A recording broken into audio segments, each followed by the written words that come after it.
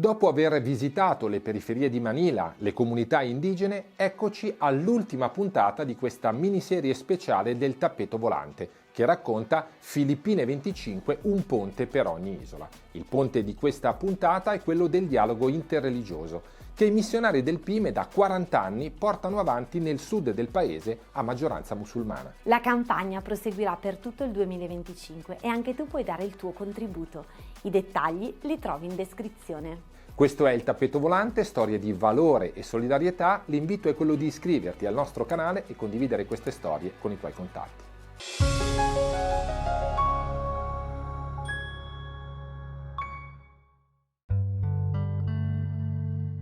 È sera e siamo stanchi dal lungo viaggio, ma è doveroso fermarsi in quel punto dove padre Salvatore Carzedda, missionario del PIME dedito al dialogo interreligioso con i musulmani, è stato ucciso nel 1992 per il suo impegno di pace.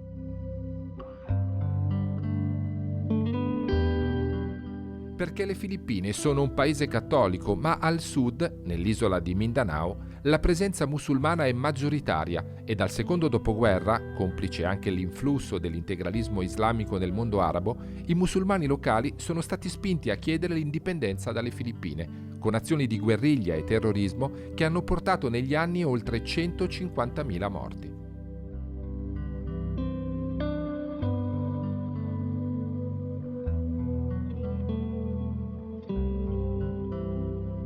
Su alcuni edifici della missione è possibile ancora vedere i segni di queste battaglie.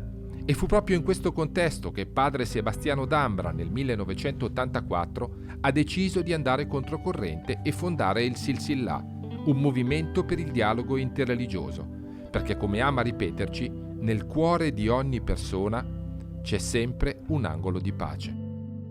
La scelta inizia, direi, in particolare col Vaticano II, quando si parlava della missione del dialogo interreligioso, si parlava delle vie nuove della missione. A me piace un po' l'avventura e dico questa è un po' la via nuova che io voglio scegliere. Il dialogo inizia da Dio e ci porta a Dio. Ecco, deve essere un dialogo che parte da un impegno spirituale. La spiritualità per me non è pregare soltanto, ma è un cammino di fede che ci porta poi all'azione. Ascoltiamo padre D'Ambra e ci guardiamo intorno. Capiamo di essere in un luogo speciale.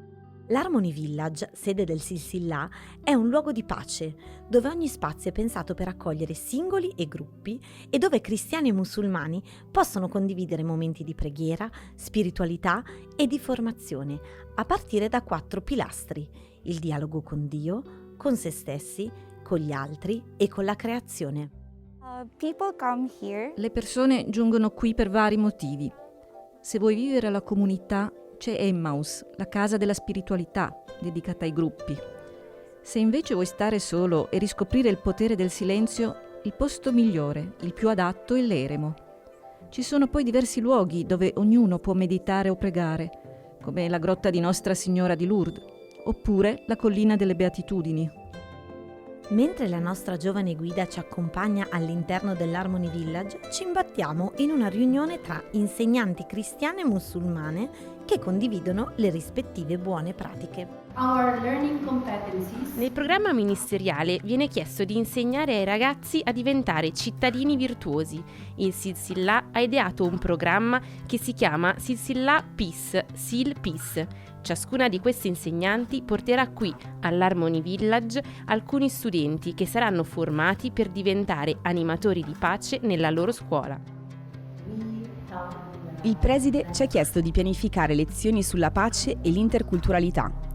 Usiamo l'Harmony Song del Silsillah, poiché in classe abbiamo musulmani, cattolici e altre denominazioni cristiane. Circa il dialogo con la creazione e con gli altri, facciamo educazione ambientale riciclando la plastica a scuola, insegnando ai ragazzi a fare l'orto a casa, aiutando le famiglie quando ci sono tifoni o calamità. Diamo da mangiare ai ragazzi più poveri, spesso provenienti dalle comunità indigene. Lavoriamo insieme alla polizia sui diritti dei bambini, cercando di contrastare l'uso delle droghe. Grazie al Silsillah ci formiamo e questo poi arriva ai ragazzi. Siamo all'inizio di questo percorso. La questione ambientale nelle Filippine è una emergenza. Ogni anno i tifoni che si abbattono sul paese a causa del cambiamento climatico crescono di frequenza e intensità. Le foreste sono costantemente minacciate da interessi economici e con loro le popolazioni indigene, ultimo baluardo a loro difesa. Addirittura, sul molo di Manila, lo spettacolo del tramonto è rovinato dalla presenza di enormi imbarcazioni che gettano tutto il giorno terra sui fondali per strappare al mare nuovi spazi edificabili ed estendere la zona commerciale. Un progetto contrastato dalla Chiesa e anche da molte associazioni ambientaliste per il grave impatto sull'ecosistema marino e la sicura conseguenza dell'innalzamento del livello delle acque sulle coste poco più a nord, dove su palafitte di legno, costruite in riva al mare, vivono centinaia di persone povere.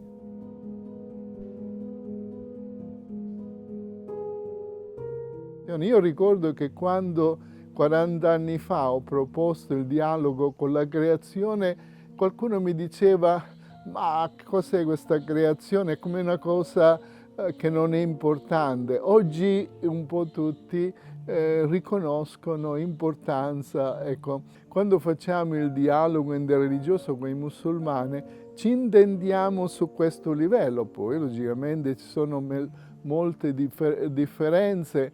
Nello stesso tempo, se facciamo questo discorso riusciamo a portare la gente alle cose essenziali. La forza di questa esperienza non sta dunque nelle strutture, ma nella visione, nella diffusione a tutti i livelli di una cultura del dialogo. Dalle scuole primarie fino all'università, da Zamboanga City fino alla capitale, con uno sguardo nazionale e internazionale. Infatti, mentre eravamo a Manila, su indicazione di padre Sebastiano, siamo andati ad incontrare i responsabili della sezione locale del Silsilà, nella zona di Quiapo, dove cristiani e musulmani convivono, e la Basilica di San Giovanni Battista, per i cristiani meta di grandi pellegrinaggi e devozione per la presenza della statua miracolosa del Nazareno Nero, condivide il territorio con il quartiere musulmano e la sua moschea. Ho conosciuto il movimento del Silsilà a scuola, quando ero alle superiori. Personalmente ho cercato subito di rispettare le tradizioni musulmane, le loro feste, e allo stesso tempo ho lavorato nella mia comunità cristiana qui a Quiapo per favorire una cultura del dialogo. Il mio sogno è che questa esperienza non si fermi qui a Quiapo, ma possa continuare a espandersi in tutte le Filippine e nel mondo intero. Nella storia delle Filippine, quando gli spagnoli ci hanno occupato, hanno diffuso pregiudizi contro i musulmani. Dicevano che stupravano le donne, erano cattivi, disumani e cose del genere. Questo clima di paura reciproca è rimasto nel tempo. Grazie a padre Sebastiano e al Silsilà, tanti anni fa ho partecipato insieme ad altri 30 musulmani a una formazione sulla conoscenza reciproca con i cristiani. Ci sono infatti 9 comunità musulmane in questa zona. Pian piano le cose sono migliorate e oggi posso dire che qui a Quiapo cristiani e musulmani si apprezzano. Abbiamo ricevuto molto dai cristiani, anche materialmente, e ci proteggiamo a vicenda contro i fondamentalismi. Dobbiamo continuare a farlo. Durante il Ramadan, i cristiani fanno gesti caritativi verso la nostra comunità e noi abbiamo risposto dando loro la nostra piena fiducia, tanto che oggi non possiamo più dubitare della nostra amicizia. Qui a Manila viviamo cercando veramente la pace. Sul finire della nostra intervista irrompono le grida dei bambini. Infatti, al piano di sotto si sono ritrovati i figli di alcune famiglie cristiane e musulmane della zona, per un momento di formazione curato dal Silsilà. Ed anche noi scendiamo per capire di cosa si tratti.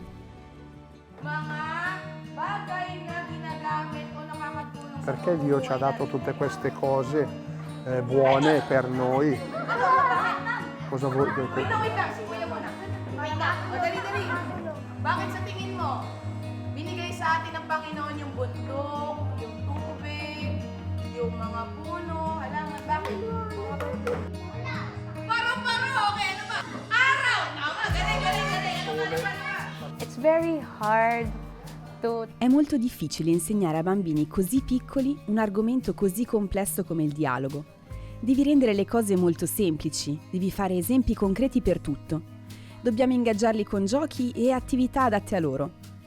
I bambini della comunità vengono qui ogni sabato. Noi a volte andiamo in giro per il quartiere per coinvolgerli, ma ora le famiglie iniziano autonomamente a chiederci se i loro figli possono partecipare. Così questo progetto sta creando un ponte tra i bambini musulmani e quelli cristiani. Ha un impatto sulla comunità. Infatti lo abbiamo chiamato Tulay Bata, un ponte per i bambini. Facendo questo servizio mi sono accorta che nonostante le differenze, se tu nel cuore hai la passione, il desiderio, si crea magicamente una connessione con gli altri che ti permette di trasmettere cosa sia la pace e cosa sia il dialogo. Il lavoro di Pauline e degli altri volontari è prezioso per il quartiere di Quiapo, che è un luogo davvero speciale qui a Manila, come ci spiega Alfrin. Sono il terzo coordinatore del Silsillah qui a Manila. Padre Sebastiano sognava di avere un ufficio qui e dal 2011 questo sogno è diventato realtà.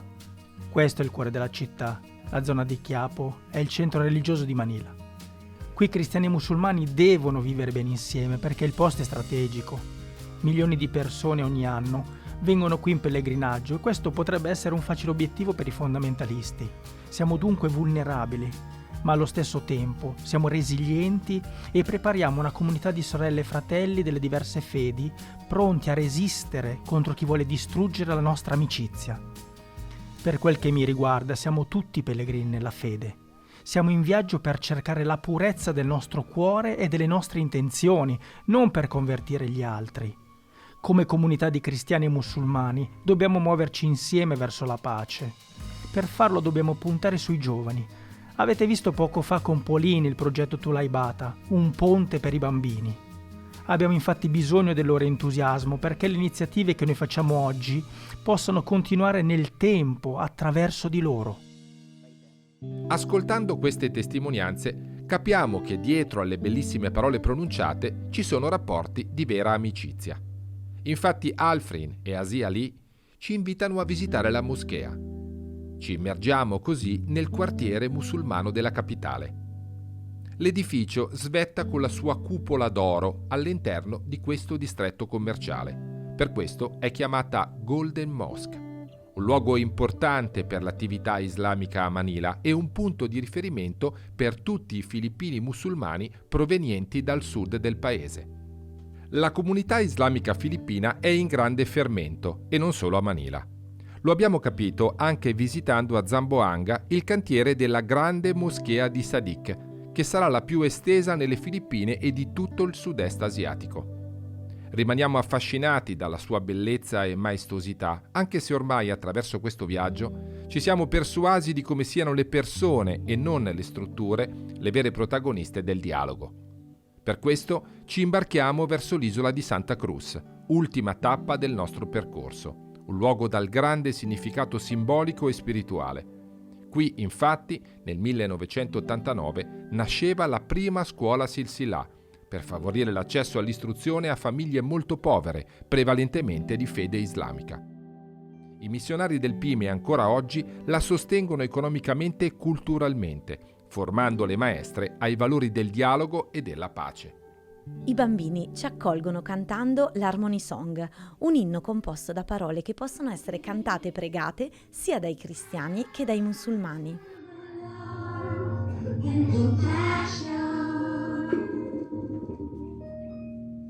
Ascoltando la testimonianza di alcune maestre capiamo quanto questa piccola scuola di villaggio operi nello spirito di costruire ponti e servire le persone. Io educo i bambini ai 4 pilastri del dialogo e condivido con loro anche come pregano i musulmani e come pregano i cristiani, insegnando il rispetto reciproco. I bambini mi hanno insegnato ad essere paziente, più caritatevole. Alcuni di loro non hanno cibo ed io li aiuto. Come cristiani e musulmani, anche se usiamo nomi diversi per rivolgerci a Dio, in realtà crediamo nello stesso Dio. È il primo anno che insegno qui. La mia famiglia era scioccata quando ha saputo che il Silsillah mi mandava qui, perché io sono cristiana e molti dicevano che questa era una brutta prigione. Ma io ho voluto verificare e mi ha veramente stupito come da subito la comunità sia stata molto accogliente. Ho imparato la lingua locale parlata dai musulmani e questo mi ha aiutato molto con i bambini. Ho capito che se la tua fede è salda, in qualsiasi posto tu vada, qualsiasi cultura, Dio è con te. Aprirsi alle altre persone, alla loro religione, è davvero una buona scelta. La nostra cesta è piena di doni meravigliosi che le persone che abbiamo incontrato ci hanno regalato. Dobbiamo tornare a casa e condividere queste storie di speranza perché non vadano perdute. Sono un ponte che porta lontano, che guarda con fiducia al domani. Cosa succederà nel futuro non lo so, ma penso che questo è il futuro della Chiesa. Ultimamente è uscito fuori questo documento di Exit Notes del Papa Francesco sull'amore. Il dialogo è un'espressione di amore. Se non arriva a quel punto lì, ancora non è maturo, quindi dobbiamo lavorare in quella direzione. Intanto la nostra barca si avvicina al porto e l'isola scompare alle nostre spalle. Ci prepariamo a tornare in Europa, con le valigie piene di domande più che di risposte.